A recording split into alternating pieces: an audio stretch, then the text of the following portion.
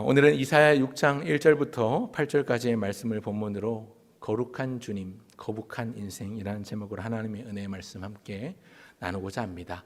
거룩한 주님, 거북한 인생, 기억하기 좋겠죠. 오늘 본문에 대해서 먼저 한번 살펴보려고 합니다. 오늘 본문을 보면요, 1절은 이렇게 시작하고 있죠. 우시야 왕이 죽던 해에라는 말로 시작합니다. 여러분, 여기 나오는 우시야 왕이 어떤 왕인가? 이 우시야 왕으로 말씀드릴 것 같으면 16살의 어린 나이에 왕위에 오른 사람입니다. 그리고 나서 무려 52년 동안 유다 나라를 다스렸습니다. 오랫동안 집권했지요. 남유다의 역사를 바라볼 때 여러 왕들 가운데 50년 이상 다스리는 왕이 손에 꼽을 정도인데 52년을 유다 나라를 다스린 오래 집권한 왕인데요. 그렇게 오래 다스리면서도 나라를 참 잘 다스렸습니다. 이 우시야 왕에 대해서 열왕기하 15장에도 말씀하고 있고 역대하 26장에도 말씀하고 있는데, 역대하 26장 4절과 5절을 보면요, 앞에 화면에 나오시는 게 보실 겁니다. 4절과 5절에 보면 이런 말씀이 있습니다. 우시야가 그의 아버지 아마샤의 모든 행위대로 여호와 보시기에 정직하게 행하며 하나님의 묵시를 밝혀야 하는 스가랴가 사는 날 동안에 하나님을 찾았고, 그가 여호와를 찾을 동안에는 하나님이 형통하게 하셨더라, 이렇게 말씀하고 계십니다. 우시야 왕에 대해서 평가하기를 그는 여호와 보시기에 정직하게 행한 왕이다, 그래서 하나님이 그를 형통하게 하셨다라고 말씀하고 있습니다. 그뿐만 아니라 이 우시야 왕으로 말씀드릴 것 같으면 정치, 또 외교를 굉장히 잘했던 것 같습니다. 그리고 국방도 굉장히 튼튼히 했던 것 같습니다. 역시 역대하 26장 8절에 보니까 지금 맨 마지막 줄에 나오죠. 암몬 사람들이 우시야에게 조공을 바치매 우시야가 매우 강성하여 이름이 애굽 변방까지 퍼졌더라. 그가 매우 강성하였다, 이렇게 말씀하고 있는데, 그냥 강성해진 정도가 아니라 인접한 나라에서 조공을 바치고 암몬 사람들이 조공을 바칠 만큼 그 나라가 강성해졌다는 것입니다. 여러분, 그런데요, 꼭 나라가 평안하고 강성해지면 찾아오는 병이 있지요. 그게 뭐냐면 교만입니다. 다음 화면 넘겨주시면 역대하 26장 이제 16절에 보니까요, 이런 말씀이 나옵니다. 그가 강성하여짐에 그의 마음이 교만하여 악을 행하여 그의 하나님 여호와께 범죄하되 곧 여호와의 성전에 들어가서 향단에 분향하려 한지라. 우시야가 이제 말년에 교만해져서 하나님의 저주를 받습니다. 결국 나병에 걸리게 돼서 비참한 최후를 맞이하게 됩니다. 그래서 우시야를 말씀드릴 것 같으면 처음엔 참 출발이 좋았고 여호와 보시기에 정직했던 왕이었고 나라를 잘 다스렸던 정치, 경제, 외교, 국방에 있어서 굉장히 강성한 나라를 이루었던 왕이었습니다. 그렇지만 그 말년이 별로였습니다. 출발은 좋았지만 끝이 별로였습니다. 사랑하는 성도 여러분, 사람은요, 처음이 참 중요합니다. 처음 시작을 어떻게 하냐가 참 중요하죠. 어떤 일을 함에 있어서 첫 시작, 첫 발 내디는 거 참 중요합니다. 그런데요, 살다 보면 깨닫는 게 있습니다. 그게 뭐냐면 더 중요한 건 마지막입니다. 나중이 더 중요하다는 사실입니다. 그러고 보면 제가 지금 우리 부평교회 온 지 이제 5년이 되었는데요. 5년째인데요. 처음 부임했던 때의 저의 모습을 생각해 보니까 물론 지금도 여전히 많이 부족하고 많이 좀 미흡한 사람입니다만 5년 전에 제가 이제 부평교회 처음 부임했을 때만 하더라도 그때는 정말로 많이 부족하고 진짜 그때는 많이 어렸던 것 같아요. 30대 때 부평교회 왔는데 지금 40대가 이미 되어버렸는데 그래서 곰곰이 오늘 말씀을 준비하면서 또 우시야 왕의 모습을 연구하고 생각해 보면서 마음의 바람을 가져봅니다. 하나님, 제가 우리 부평교회에 왔을 때의 모습보다 해를 거둬볼수록 더 좋은 모습으로, 더 발전된 모습으로 그렇게 사람과 하나님 앞에 서면 좋겠습니다. 이런 마음에 소원이 생기고 기도의 제목들이 생겼습니다. 그래서 시작이 좋아야 되겠지만 시간이 거듭될수록, 시간이 지나갈수록 더 좋은 모습으로 하나님 앞에, 또 여러분 앞에 섰으면 좋겠습니다. 그래서 어제보다 나은 오늘, 그리고 오늘보다 내일 더 나은 모습으로, 더 좋은 모습으로 사람 앞에, 또 하나님 앞에 좋은 목회자로, 하나님의 사람으로 설 수 있기를 원합니다. 이 점 기도 많이 해주시고요. 저뿐만 아니라 아마 여러분들도 시간을 거듭할수록 나이를 한 해 한 해 또 먹어갈수록 하나님과 사람 앞에서 부끄러울 것이 없는 인정된 자로 드려지기를 힘쓰는 저와 여러분 모두가 되기를 간절히 주의 이름으로 소원합니다. 오늘 다시 본문으로 돌아와서 생각해 봅니다. 이 우시아 왕이 그런 왕인데요. 우시아가 집권하는 동안에 말씀드린 것처럼 유다 나라는 평안했고 강성했습니다. 큰 위기랄 게 별로 없었습니다. 그런데요, 말씀드린 것처럼 아주 평화롭고 경제적으로도 안정적이다 보니까 스멀스멀 자각 없는 병이 찾아옵니다. 자각 없는 병이 뭐냐면 교만입니다. 교만해지기 시작했습니다. 백성들이요. 그래서 백성들이 하나님을 등지고 배반합니다. 하나님 앞에 범죄하며 악을 행합니다. 우시아 왕이 죽던 해라는 이 오늘 본문 이사야 6장 1절에 나오는 이 표현에는요, 백성들 입장에서는 말할 수 없는 상실감과 두려움과 미래에 대한 어떤 불안과 공포가 담겨 있습니다. 왜냐하면 말씀드린 것처럼 그때는 잘 먹고 잘 살았거든요. 우시아라는 왕이 다 통치할 때만 하더라도 잘 먹고 잘 살았고 평안했단 말입니다. 그런데 그 왕이 지금 죽었습니다. 이쯤 되면 백성들이 위기의식을 느끼고 하나님을 찾고 하나님께 부르짖고 하나님께 기도하고 간구해야 될 것 같은데 백성들이 그러질 않습니다.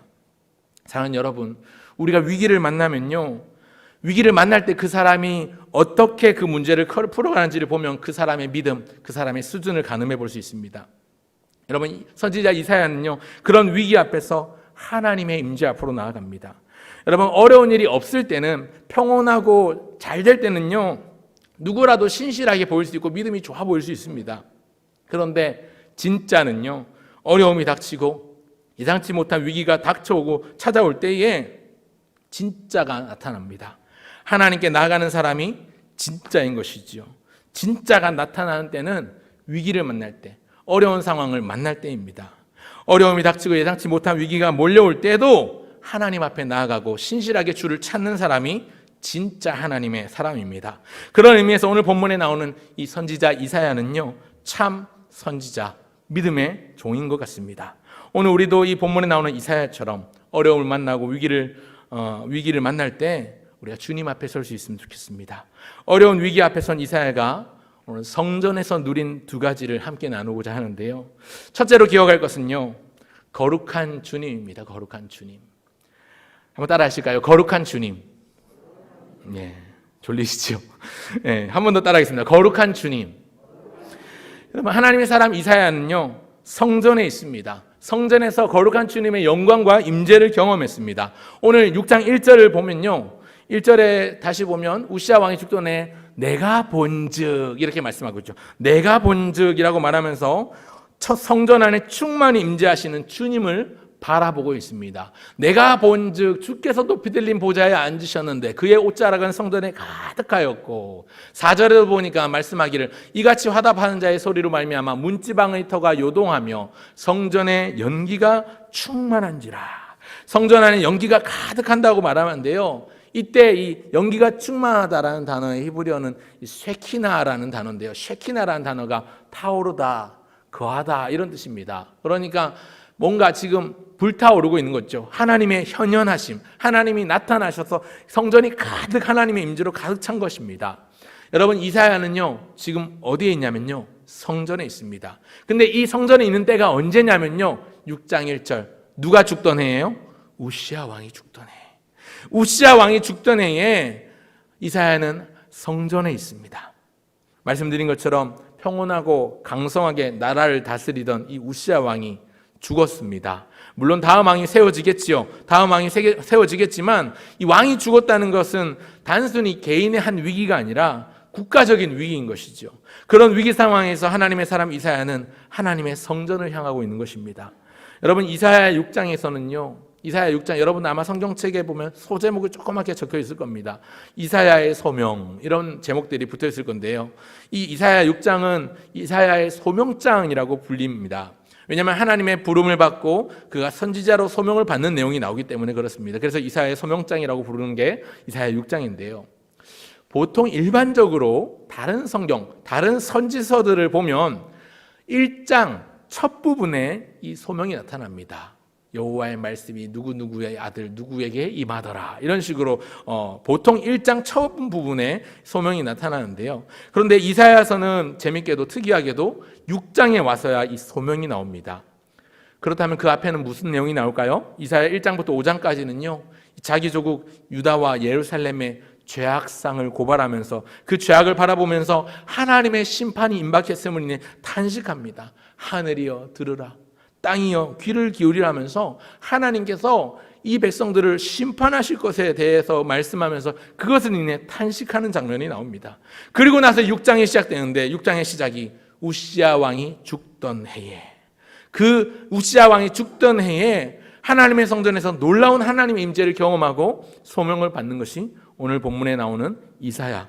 그가 경험한 하나님의 임재, 그리고 그 가운데 부름받는 모습이 이사야 6장의 내용입니다. 사랑하는 성도 여러분, 세상에서 위기를 만나고 사회가 혼란스러울수록 또 여러 가지로 가정의 어려움들이 찾아오거나 혹은 지난 밤 꿈자리가 뒤숭숭하다면 주의 전으로 나오셔야만 합니다. 하나님의 임재가 있는 것으로 오셔야 합니다. 하나님의 임재를 체험해야 합니다. 오늘 이 자리에 나오신 저와 여러분 하나님의 임재 안에 머물러야 합니다. 사랑하는 성도 여러분, 하나님의 임재를 경험해 보셨습니까? 그 임재를 지금도 체험하고 계십니까? 여러분, 몸만 이 자리에 나와 앉아 있다고 하나님의 임재 안에 머무는 게 아닙니다. 몸만 교회당 예배실 안에 들어와 있다고 하나님의 임재가 자동으로 임하는 게 아닙니다. 우리 마음 가운데 진정으로 하나님을 향한 타는 목마름과 갈급한 마음, 또 가난한 심령, 깨어진 심령, 상한 심령으로 나아갈 때에 하나님의 임재가 시작되는 것이지요. 사랑하는 성도 여러분, 저는 오늘 이 시간 저와 여러분 모두가 그냥 몸만 잠깐 앉아있다가 돌아가는 시간이 되지 않길 바랍니다. 오히려 하나님의 임재 가운데 나아가서 하나님의 말씀을 듣고 그 말씀을 통해 주시는 하나님의 크신 은혜를 입으시기를 주의 이름으로 축원합니다. 여러분, 저와 여러분 앞에 놓여있는 많은 산적한 문제들이 있죠. 그러나 그 문제를 바라보는 것이 아니라 문제보다 크신 하나님 앞에서 우리가 나아감으로 말미암아 그 하나님 앞에서 나의 작은 문제들 하나하나가 다들 해결받게 되기를 주의 이름으로 간절히 소원합니다. 어떻게 이 일이 가능할까요? 하나님을 진정 나의 왕으로 인정하고 나의 주인으로 모시고 그분을 바라볼 수 있어야 합니다. 여러분, 오늘 본문에서 6장 1절에 나오는 이 우시야 왕이 죽은 때에, 이 우시야 왕이 죽던 해에라는 이 말은요, 단순히 시기만을 의미하지 않습니다. 우시야 왕이 죽었다고 시작하는 이 본문, 왕좌에 앉아있던 우시야 왕이 죽었습니다. 이제 그 왕좌는 비었습니다. 그런데 지금 눈을 들어 본즉, 내가 본즉 주께서 높이 들린 보좌에 앉으셨습니다. 보좌에 누가 계시다고요? 주께서 계시다고요. 주께서 높이 들린 보좌에 앉아 계십니다. 지금 성경에 나오는 이 하나님의 임재 장면에서 우리가 깨닫는 분명한 사실이 있습니다. 우시야 왕이 죽었습니다. 인간 왕이 죽었습니다. 그런데 이사야가 영안을 뜨고 보니까 높이 들린 보좌 위에 앉으신 분이 계시니 그분이 누구시냐면 바로 주께서, 아도나이, 여호와께서 그 높은 보좌에 앉아 계십니다. 왕좌에 앉아 계신 것입니다. 여러분, 오늘 본문이 분명히 말씀해주는 분명한 사실은요, 우리의 왕은 하나님이시다라는 점인 줄 믿습니다. 여러분, 우시야 왕이요 52년을 다스렸다고 했잖아요. 그렇게 오랜 세월 동안 집권했던 왕이었지만 결국 그도 인간이었습니다. 결국 그도 죽었습니다. 결국 그도 최후를 맞이했습니다. 여러분, 진정한 왕이 누구입니까? 영원한 왕이 누구십니까? 진정한 왕이요 영원한 왕은 우리 하나님, 그 하나님 한 분이신 줄 믿습니다. 오늘 본문에 묘사된 이 성전에 가득한 영광스러운 하나님의 임재 장면은요, 왕 중의 왕이신, 만왕의 왕이신, 최고로 높으신 세상 나라, 세상 임금들과는 비교도 할 수 없는 영광스럽고 거룩한 모습으로 묘사가 되고 있지요. 오늘 본문 2절과 3절에 보면 스랍들이 나오는데요. 이 스랍들은 히브리어로 사랍이라고 합니다. 여러분, 지금 화면에 나오는데, 여러분, 왕의 보좌에 앉아 계신 분은 우시야가 아니라 영원하신 왕 하나님, 그 하나님의 모습이 있는 것입니다. 다음 화면 보여주시면요, 이 3절 4절에 2절 3절 4절에 보면 스랍들이 나오는데 히브리어 사랍이라는 단어, 이 라틴어로는 세라푸스라고도 하고 영어로는 세라핌이라고도 하는 이 존재는요, 천사인데 그냥 일반적인 엔젤 천사가 아니라 그냥 일반적인 천사가 아니라 천사들 중에서도 가장 높은 직급에 있는 천사들, 하나님을 받드는 천사들을 의미합니다. 이 천사들의 모습은 날개가 6이 있어요. 그래서 두 날개로는 날고 두 날개로는 자기의 얼굴을 가리고 두 날개로는 자기의 발을 가리고 있습니다. 여러분, 이것은요, 그들이 받들고 있는 분이 얼마나 위대하시고 엄청난 분인지를 말해주는 것입니다. 여러분, 얼굴을 가리고 발을 가린다는 것은 상대방에게 표하는 최고의 경의를 표하는 것, 또 최저의 겸손함을 말해주는 것입니다. 하늘의 천사들조차도 이렇게 두려운 마음으로 받들고 있는 것이죠. 누구를요? 하나님. 보좌에 앉으신 하나님. 그들이 선포하기를 3절 4절입니다. 3절과 4절 같이 한번 읽어볼까요? 시작. 서로 불러 이르되 거룩하다 거룩하다 거룩하다 만군의 여호와여, 그의 영광이 온 땅에 충만하도다 하더라. 이같이 화답하는 자의 소리로 말미암아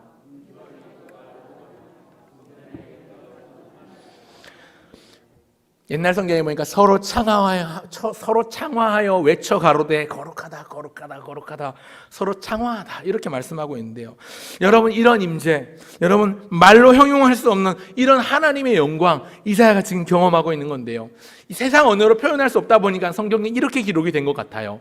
성경에 우리말로 이렇게 기록이 되어 있지만 세상의 어떤 언어로도 다 표현할 수 없는 그 놀라운 하나님의 영광을 선지자 이사야가 지금 경험하고 있는 것인데, 사랑하는 성도 여러분, 오늘 이 자리에 나오신 우리 사랑하는 부평교회 가족 여러분, 말로 형용할 수 없는 하나님의 임재, 하나님의 영광을 경험해 보셨습니까? 여러분, 그냥 예배를 통해서 우리가 하나님의 임재를 경험하잖아요. 그런데요, 이 예배를 통해서 하나님의 임재를 경험한다는 게 그냥 몸만 예배당에 왔다 갔다 하는 그런 예배를 말하는 게 아닙니다. 이사야 1장 11절 이하에 보면요, 이사야 선지자 시대에도 예배가 없지 않았습니다. 예배가 있었습니다. 제사가 있었습니다. 1장 11절 이하에 12절을 보시면, 그런데 그렇게 말씀하고 12절을 같이 한번 읽어보겠습니다. 너희가 시작. 너희가 내 앞에 보이로오니 이것을 누가 너희에게 요구하였느냐? 내 마당만 밟을 뿐이니라. 여러분, 그 시대에도 제사가 있었습니다. 제사를 드렸고 제물을 바쳤습니다. 문제는 그 하나님 앞에 드린 제사, 하나님 앞에 바친 제물, 그것을 하나님이 받지 않으셨습니다. 제물을 헛되다 말씀하십니다. 내가 너희를 기뻐하지 아니하노라고, 내가 너희가 악을 행하는 것을 내가 도무지 견디지 못하겠노라고 말씀하십니다. 무슨 말일까요? 오늘 이 시대로 비유한다면 성가대가 멋들어지고 근사하게 찬송하고 노래 부르는 것, 설교자가 아나운서 같은 음성으로 유창한 설교를 하는 상태를 말하는 게 아니고요, 정말로 하나님의 크신 영광으로 인해서 가슴 벅찬 경험을 하는 것, 하나님을 부를 찬송하고 높일 때에 말할 수 없는 놀라운 은혜가 온몸에 소름이 돋고 저 마음이 전율하고, 말씀을 들을 때 그 말씀을 통해서 나의 실체를 발견하고 하나님의 크심 앞에서 막 가슴이 벅차오르고 눈물이 주체할 수 없을 정도로 흘러내리고, 이런 성령이 감화하시는 그런 경험, 그런 임재, 여러분 한번 누려보셨습니까? 여러분, 그렇지 않았다면 그런 강력한 임재를 사모해 보시길 바랍니다. 사모하는 영혼에게 만족함을 주시는 하나님이신 줄 믿습니다. 여러분, 오늘날 교회의 위기가요, 단순히 성도들의 숫자가 줄어서 위기가 아닙니다. 교회마다 헌금의 숫자가 줄어서 위기가 아니고요, 진짜 위기는 뭐냐면요, 하나님의 임재가 줄어들고 있다는 것입니다. 하나님의 임재가 사라지고 있다는 게 진짜 오늘 이 시대의 교회의 위기 아니겠습니까? 다음 세대가 위기라고 합니다. 인구 절벽이 왔습니다. 아이들이 없습니다. 저출산이라서 아이들이 없다고 합니다. 그래서 위기겠지만 진짜 위기는 우리의 믿음에 사랑하는 자녀들, 우리의 다음 세대들이요, 하나님의 임재를 몰라요. 하나님의 임재를 경험해본 사람들이 손에 꼽을 정도입니다. 모태신앙, 어렸을 때부터 교회를 왔다 갔다 했지만 이들이 하나님의 말씀의 맛을 모르고 말씀의 진가를, 말씀의 위력을 경험해 보지 못했고 하나님의 임재를 누리지 못했기 때문에 그런 채로 몸만 교회에 왔다 갔다 하는 기계적인 신앙생활을 하다 보니까 진짜 위기가 도래한 것이지요. 정작 위기를 만나고 어려움을 당하면 하나님을 찾기보다, 교회에 나가서 예배하고 하나님 앞에 기도하며 매달리기보다 세상적인 방법을 찾고 다른 믿지 않는 사람들이 하는 똑같은 방법으로 그 위기를 어떻게든 타개해 보려고 하다가 안 되면 좌절하고 낙심하고 뒷걸음질 치고 있는 것이 우리의 모습, 우리의 자녀들의 모습은 아닌지 되돌아보게 됩니다. 살아있는 하나님의 말씀의 능력을 경험한 사람이 없어지고 있다는 것이 오늘날 이 시대가, 오늘날 우리 시대가, 오늘날 우리 교회, 이 시대의 교회들이 겪고 있는 큰 위기이고 문제인 것이죠. 그러나 희망은 있습니다. 다시 임재로 나가면 됩니다. 저가 사모하는 영혼에게 만족을 주시는 분이라고 하셨다면 하나님 우리를 물된 농산과 같이 마르지 않는 샘물과 같이 하실 줄 믿습니다. 우리가 주를 사모하는 마음으로 주를 향한 마음이 유별하여 축심하여 하나님 앞에 매달려 나갈 때에 하나님께서 하늘의 신령한 복으로 예비한 복으로 우리에게 내려주실 줄 믿습니다. 여러분, 그런 하나님의 임재를 누리고 하나님이 주시는 말씀과 하나님이 베푸시는 은혜로 날마다 채움받고 날마다 넘쳐나게 되기를 주의 이름으로 축원합니다. 여러분, 그래서 우리 모두는요, 성령 충만하고 기쁨 충만하고 말씀 충만하고 아멘이 충만한 그런 삶을 살아가게 되시기를 주의 이름으로 축원합니다. 그런 의미에서 한번 따라 하실까요? 성령 충만, 기쁨 충만, 말씀 충만, 제일 중요한 게 뭐냐면요, 이겁니다. 아멘 충만. 네, 아멘 충만한 교회, 아멘 충만한 예배가 되면 참 좋겠습니다. 그런가 하면 둘째로 기억할 것은 이 하나님의 임재를 경험한 이사야는요, 죄악된 자기의 실체, 거북한 인생의 현실을 발견합니다. 둘째 화면을 띄워주십시오. 여러분, 둘째로 우리가 생각해야 될 건 거북한 인생인데, 오늘 설교 제목을 그렇게 지었습니다. 거룩한 주님, 거북한 인생. 우리가 생각해 볼 두 번째는요, 거북한 인생입니다. 하나님의 임재를 경험한 자는요, 죄악된 자기의 실체를 바라보게 됩니다. 하나님의 놀라운 임재를 경험한 이사야가 보인 반응은요, 절망과 큰 탄식입니다.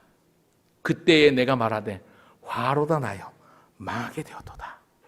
화로다 나여 망하게 되었도다. 하나님의 임재를 경험하니까 깊은 탄식에 빠집니다. 이 본문 5절은요, 하나님을 만난 사람, 하나님의 임재를 경험한 자의 마땅한 또 당연한 반응입니다. 5절 다 같이 읽겠습니다. 시작. 그때에 내가 말하되 화로다 나여 망하게 되었도다. 나는 입술이 부정한 사람이요 나는 입술이 부정한 백성 중에 거주하면서 화로다 나여 망하게 되었도다. 화로다 나여 망하게 되었도다. 여러분, 이 말 속에는요, 어떤 게 담겨 있습니까? 지금 그토록 영광스러운 하나님을 배웠으니 난 죽었구나. 이제 난 죽을 수밖에 없고 나는 망할 수밖에 없구나 하는 탄식이 있습니다. 자기의 죄악됨을 보는 것이죠. 그 죄악이 뭐냐면 나는 입술이 부정한 사람이요 나는 입술이 부정한 백성들 중에 거주하면서 만군의 여호와이신 왕을 배웠음이로다. 자기의 죄를 깨달았습니다. 입술의 부정을 깨달았습니다. 화로나 나여 망하게 되었도다. 여러분, 오늘 저와 여러분은 이런 고백이 사실 잘 나오지 않죠. 화로다 나여 망하게 되었도다. 이런 말 스스로 한 사람이 누가 있습니까? 아이고, 말대로 된다고, 긍정의 힘이라고, 아이고 난 잘 된다만 하지. 근데 화로다 나여 망하게 되었도다 이런 말 잘 하지 않습니다. 저희 집에 둘째 애가 한 번씩 뭐 이제 야단을 치면 망했다 자꾸 이런 얘기를 하는데, 습관적으로 망했다 자꾸 이러는데, 그럴 때마다 넌 망하지 않아. 넌 하나님이 붙드시는 아이야. 그렇게 이야기를 해주려고 합니다. 여러분, 우리는요, 우리 자신을 볼 때 제대로 바라보지 못합니다. 우리 자신을 보는 말씀에 비춰보지 않으면요, 우리 자신을 보는 우리의 안목이 마치 깨어진 거울과 같아서, 흐려진 거울과 같아서 우리의 모습을 제대로 볼 수 없습니다. 우리 자신을요, 우리는 과신하고 맹신하지요. 우리 나름대로는 잘났다고 여기는 부분들이 있습니다. 그래, 이 정도면 괜찮지. 이 정도면 뭐 열심히 하고 있지라고 여깁니다. 신앙생활만 예로 들어도 헌금 꼬박꼬박 안 빼먹고 잘 내고, 예배 주일날 결석 안 하고 잘 참석하면 마치 내 할 일을 다 했다는 듯이 살아가면서 여기지요. 하지만 진짜 하나님의 임재를 체험하고 나면요, 자기의 죄악된 모습을 발견하는 겁니다. 자기의 부족한 모습이 그냥 자기 허물이 보이는 거예요. 그냥 내 몸뚱아리가 그냥 죄악 덩어리인 거예요. 우리 입술이 얼마나 부정한지 모릅니다. 여러분, 하나님의 뜻을 전했던 선지자의 입술이 지금 부정해서 망하게 되었다고 말할 정도면, 여러분 오늘 저나 여러분 같은 우리 같은 소시민은요, 망하는 정도가 아니라 그냥 죽어 마땅합니다. 우리 입술로 얼마나 많은 죄악을 짓습니까? 우리 입술로 얼마나 많은 사람들에게 상처를 줬습니까? 내 입술로 가족들에게, 이웃들에게, 친구들에게, 조금 친하다고 하는 사람들에게 얼마나 말을 함부로 내뱉습니까? 얼마나 많은 사람에게 얼마나 깊은 상처를 줬는지 모릅니다. 교회들을 보면요, 교회 안에서 상처받았다는 사람들이 그렇게 많아요.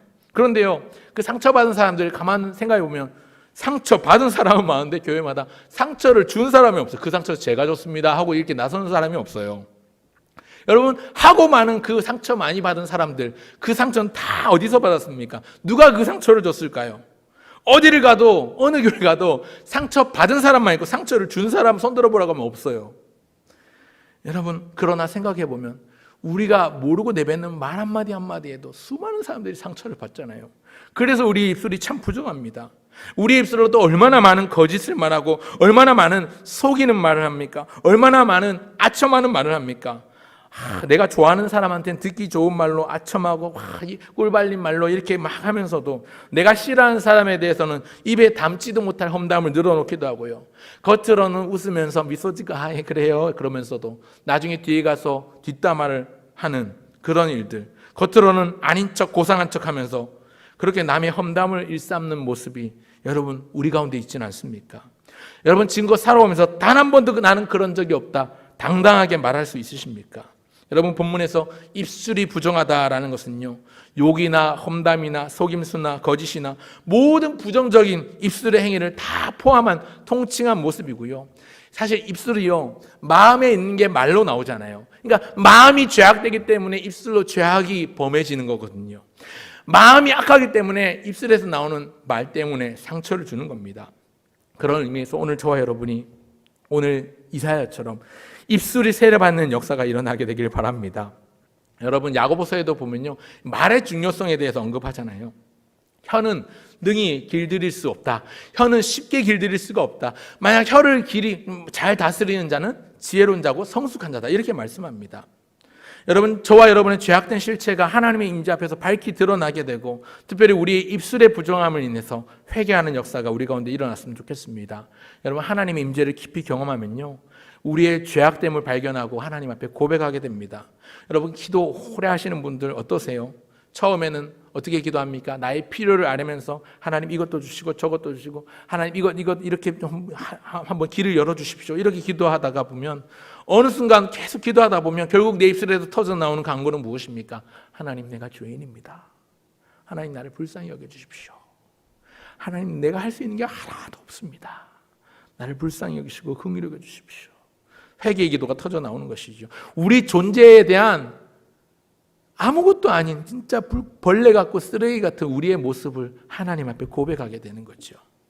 내 연약함, 내 부족함을 하나님 앞에 고백하면서 하나님의 도우심 없이는 진짜 살 수 없구나 깨닫게 됩니다. 사랑하는 성도 여러분, 오늘 저와 여러분 모두가 하나님의 임재를 제대로 경험할 수 있게 되길 바랍니다. 그래서 하나님의 임재 가운데서 우리 자신의 실체를 바로 볼 수 있게 되기를 주의 이름으로 소원합니다. 여러분, 선지자 이사야가 이렇게 하나님의 임재를 경험하고 자기의 실체를 발견하면서 하나님 앞에 부복하고 돌이키니까요, 하나님께서 놀라운 은혜를 허락하십니다. 치유와 회복과 새로운 소명으로 불러주시는 모습이 나타납니다. 하나님께서 선지자에게 이사야에게 주신 은혜가 두 가지로 나타나는데요, 먼저 첫째는 부정한 입술을 새롭게 해주시는 겁니다. 5절에 이렇게 고백하고 뜻을 돌이키니까 6절과 7절에서 이렇게 말씀합니다. 6절과 7절 같이 한번 읽겠습니다. 시작. 그때에 그 스랍 중에 하나가 부젓가락으로 제단에서 집은 바 핀숯을 손에 가지고 내게로 날아와서 그것을 내 입술에 대며 이르되, 보라, 이것이 내 입에 닿았으니 내 악이 제하여졌고 내 죄가 사하여졌느니라 하더라. 여러분, 천사가 제단에 타고 있는 숯불을 불젓가락으로 가져와서 내 입술에 대고, 이것이 너의 입에 닿았으니 이제 너의 악이 제해졌다, 너의 죄가 사해졌다, 이렇게 선포하고 있습니다. 부정한 자기 자신의 입술로 인해서 탄식하며 상처받은 이사야에게 하나님은 구원과 죄사함의 은혜를 허락해 주십니다. 그를 새롭게 바꿔주시고 교정해 주시는 겁니다. 여러분, 하나님이 베푸신 은혜는 여기서 끝나지 않습니다. 부정한 입술을 새롭게 해주셨을 뿐만 아니라 또 죄를 사해 주셨을 뿐만 아니라 둘째는 주님의 마음을 부어주십니다. 주님의 마음. 8절을 같이 한번 읽어볼까요? 8절입니다. 같이 읽겠습니다. 시작. 내가 또 주의 목소리를 들으니 주께서 이르시되, 내가 누구를 보내며 누가 우리를 위하여 갈고 하시니 그때에 내가 이르되, 내가 여기 있나이다, 나를 보내소서 하였더니. 하나님의 심정을 회복시켜 주세요. 하나님의 임재를 깊이 경험하고 깊은 탄식과 절망 가운데 있는 그에게 하나님은 천사를 불젓가락으로 보내서 숯불을 입술에 대고 그를 새롭게 하시고 그의 부정함을 제해 주시고 그의 죄사함을 선언하실 뿐만 아니라 그를 하나님의 마음으로 바꾸어 주십니다. 그 마음 가운데, 그 심령 가운데 주님의 마음을 부어 주시는 겁니다. 여러분, 범죄한 영혼들, 그래서 타락하고 하나님을 멀리 떠난 수많은 백성들, 아까 말씀드렸지만 왕이 죽어도 성전으로 나와 제대로 회개하지 않고 제대로 예배하지 않고 제대로 제사하고 제대로 준비된 제물을 바치지 않는 백성들에게 누가 갈까?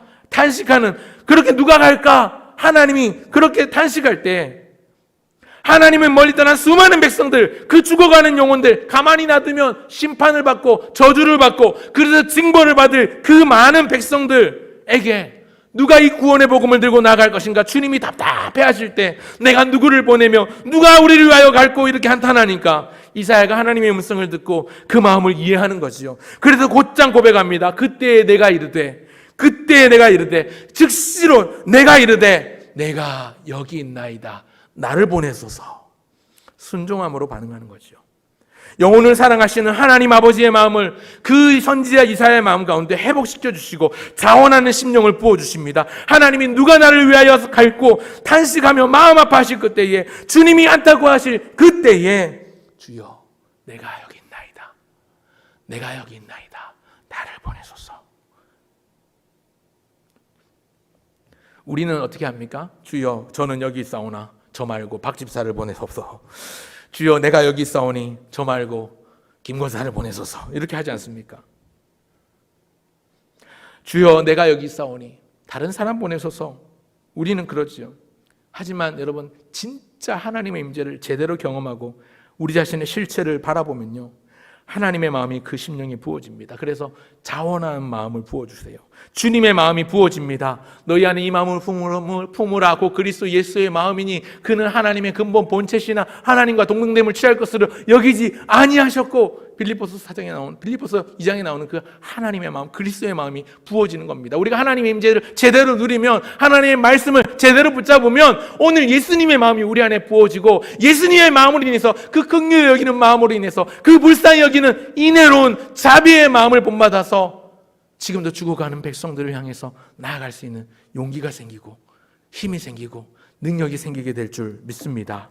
오늘 하나님의 임재 안에서 우리 자신의 죄악됨을 깨닫고 일어나 돌이키는 역사가 일어나길 바랍니다. 뿐만 아니라 일어나서 이제 하나님 앞으로 나가 기도할 뿐만 아니라 하나님의 마음을 품고 주님의 심정을 품고 세상 사람들에게 나아갈 수 있는, 그래서 하나님의 치유와 회복의 은혜가 우리에게 충만히 임하고 넘치고 넘쳐서 흘러서 그 은혜들이 많은 사람들에게, 또 다른 사람들에게 흘러가도록 우리가 통로를 여는, 물꼬를 트는 저와 여러분 모두가 되시기를 주의 이름으로 축원합니다.